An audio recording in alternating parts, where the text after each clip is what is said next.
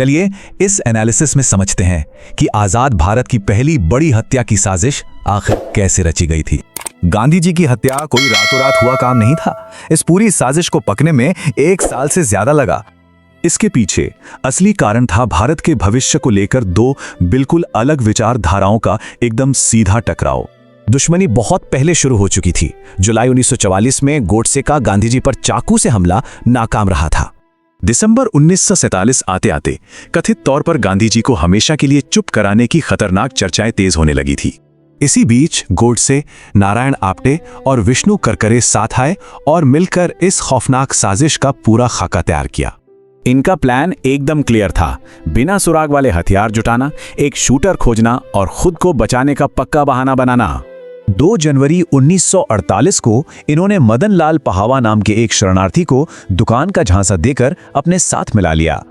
9 जनवरी तक डीलर दिगंबर बड़गे से मिले इन सभी खतरनाक हथियारों की अच्छी तरह जांच परख कर ली गई थी।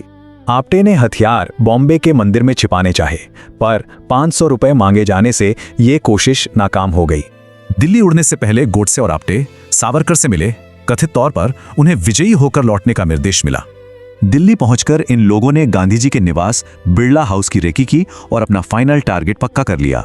लेकिन जब पहावा ने गोली चलाने से बिल्कुल मना कर दिया तो मजबूरी में बड़गे को यह काम सौंपा गया। 20 जनवरी का प्लान सेट था। धमाके से ध्यान भटकाना और फिर मची अफरा तफरी के बीच सीधा गोली मार देना। 20 जनवरी को योजना फेल हो गई। पहावा ने धमाका किया, पर बड़गे घबराकर बिना गोली चलाए ही भाग निकला। पहावा की गिरफ्तारी से ग्रुप बिखर गया। डर के मारे गोडसे और आप्टे तुरंत भागकर वापस मुंबई चले गए। जब कोई रास्ता नहीं बचा तो 23 जनवरी को गोडसे ने फैसला किया कि अब वो खुद ही ट्रिगर दबाएगा। एक भरोसेमंद हथियार के लिए गोडसे ने 25 जनवरी को ग्वालियर जाकर एक ऑटोमेटिक बेरेटा पिस्टल का इंतजाम कर लिया। फिर आया 30 जनवरी का वो दिन जब गांधी जी अपनी प्रार्थना सभा में 15 मिनट की देरी से पहुंचे थे। अंतिम पलों में गोडसे ने गांधी जी की पोती को किनारे धकेला और उन पर लगातार 3 घातक गोलियां दाग दी। कहा जाता है गांधी जी के आखिरी शब्द हे राम थे। उन्होंने ईश्वर का नाम लेते हुए अपने प्राण त्याग दिए।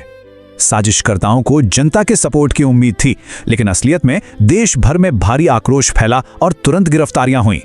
अल्बर्ट आइंस्टीन ने गांधी जी के महान वजूद पर यह मशहूर बात कही, जो उनके गहरे प्रभाव को साफ दर्शाती है। तो अब बड़ा सवाल यह है, क्या हत्या से गांधी जी की विचारधारा खत्म हुई या हमेशा के लिए अमर हो गई?